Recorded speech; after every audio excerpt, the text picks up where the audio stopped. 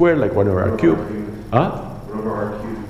Well, 1 over r squared. Okay, perfect. 1 over r squared. Because the magnitude of this guy is r minus r prime, and the magnitude at the bottom is r minus r prime cubed, so this thing drops like 1 over r squared. Okay, so is that the same as a Coulomb field? Yes. Wait. I wanted you to say yes because the answer is no. Because, okay, but you have to now tell me why it's wrong that to say that it's the same. What is different? What's that? That is one thing, but there is something else, another concept. That's one concept we discussed. There's a second issue. Ah, very, very good. So this is a 1 over r squared for the potential.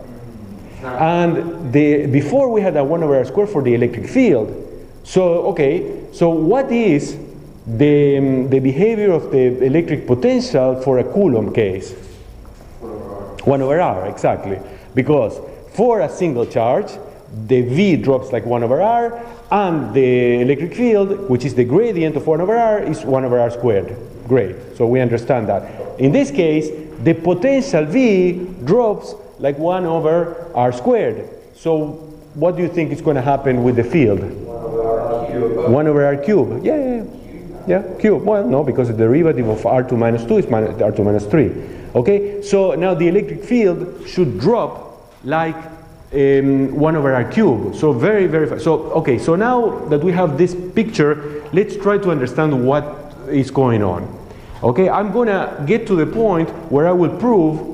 That's why we did this notation including the r prime, because I could have just put the r prime at 0 to make it easy, but I didn't want to, because I want to prepare for the general situation. So what we are going to see is that if now I have a very arbitrary distribution of charge, okay, when I go very far away, then if there is a net charge in the object, it will look like a Coulomb field. That we already discussed. But now we have another piece of information.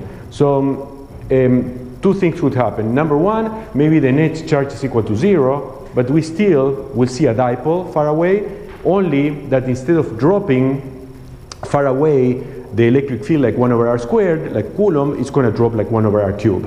That's one thing. Okay, so it's going to drop faster far away.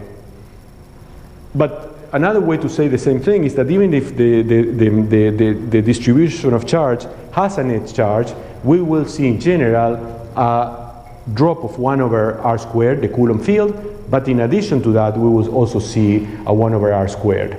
Okay? So if you think about that for a second, in practice, we did an example last class where we plot a field in log-log scale. Remember, you gave me that idea, so that was a good idea.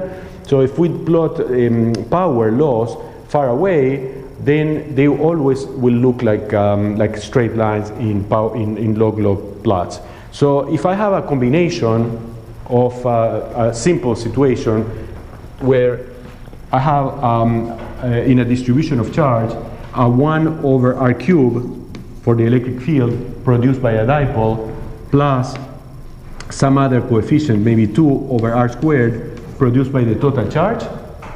Okay, so which one will dominate far away?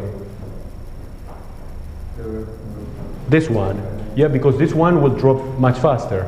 So if I go very far away, this will be stronger. Okay, so if I go very far away and I do a log-log plot for large r, I still will see a straight line, even though the combination of those two is not a power law. Power law is only with 1, but if I have the combination, I will still see a power law far away for r.